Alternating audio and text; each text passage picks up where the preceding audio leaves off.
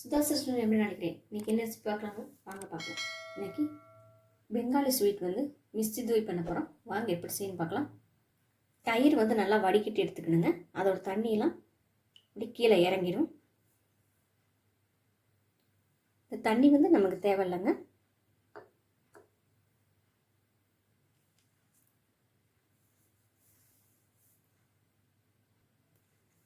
இந்த கப்பில் 2 கப் அளவு தயிர் தண்ணியெல்லாம் வடிகட்டி எடுத்து வச்சுருக்குறேங்க.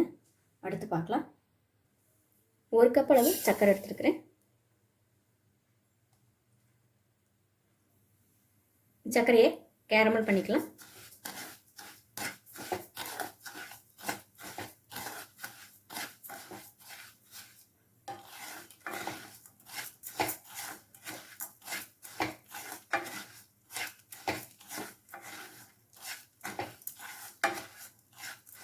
அடுப்பு ஹை ஃப்ளேமில் வச்சுக்கோங்க.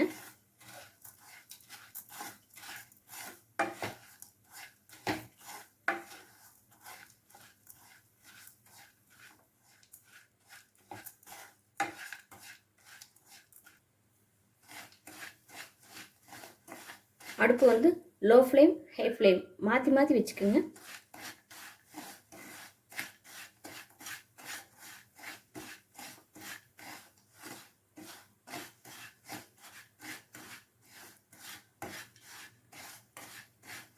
கேரமல் பண்ணும்போது கைவிடாமல் கலந்துக்கிட்டே இருக்கணுங்க.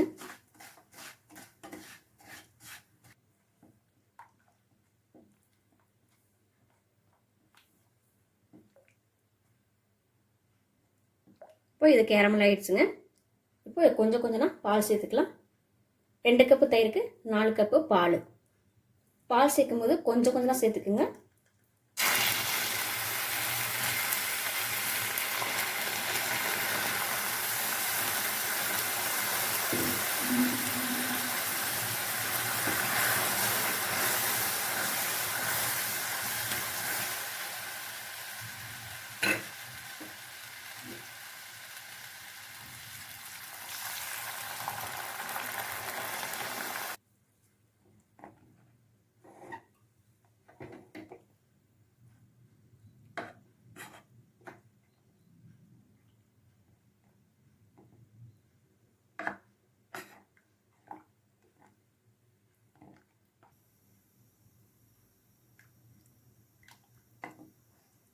இது நல்லா கரைஞ்சி வந்துக்குங்க.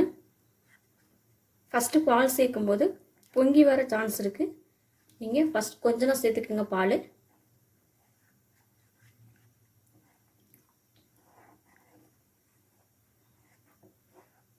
அதுக்கப்புறம் 4 கப் பாலும் சேர்த்துக்கலாம்.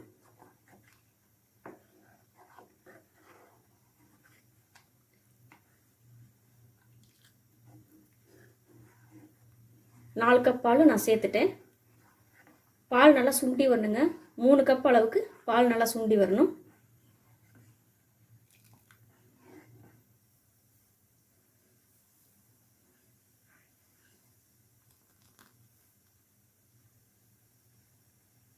பால் ரெடியாகிற வரைக்கும் இந்த 2 கப்பு தயிரை விஸ்க் வச்சு நல்லா கலந்துக்குங்க.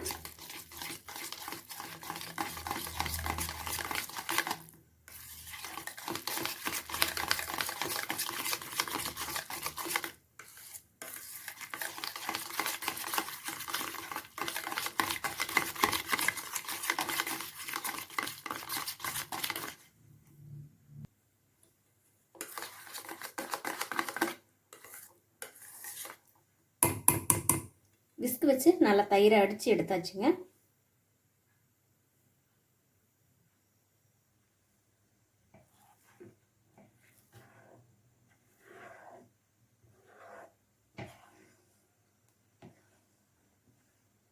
மூணு கப் அளவு பால் நல்லா சுண்டி வந்துடுச்சுங்க.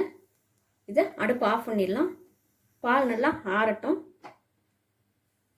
சர்க்கரை நம்ம கேரமல் பண்ணுறதுனால நல்ல ஒரு கலரும் நல்ல ஒரு ஃப்ளேவரும் கொடுக்கும். நல்லா இருக்கும் சாப்பிட்றதுக்கு. இது ஆறட்டுங்க. அடுத்து பார்க்கலாம். தயிரில் பால் வடிகட்டிக்கலாங்க.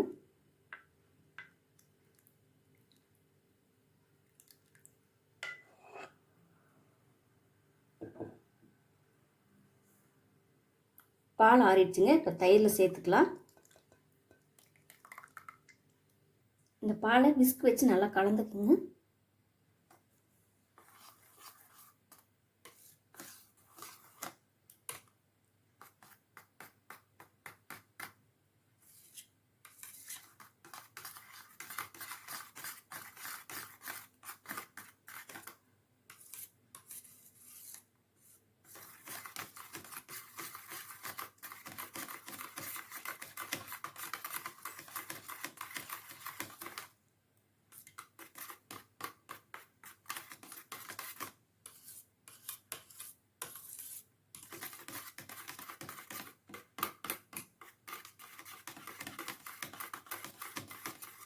கட்டிகள் எல்லாமே நல்லா கலந்து விட்டுக்குங்க.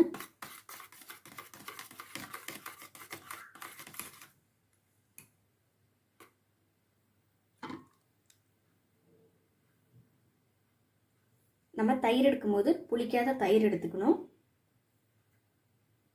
பால் வந்து கெட்டியான பால் எடுக்கணும். தண்ணி கலந்த பால் எடுத்தால் இந்த அளவுக்கு உங்களுக்கு வராதுங்க. இப்போது மஸ்தி தூய் வந்து ரெடி ஆயிடுச்சுங்க. இது 8 மணி நேரம் அப்படியே இருக்கட்டுங்க. அடுத்து பார்க்கலாம். 8 மணி நேரம் ஆச்சுங்க. பெங்காலி ஸ்வீட் வந்து ரெடி ஆயிடுச்சு.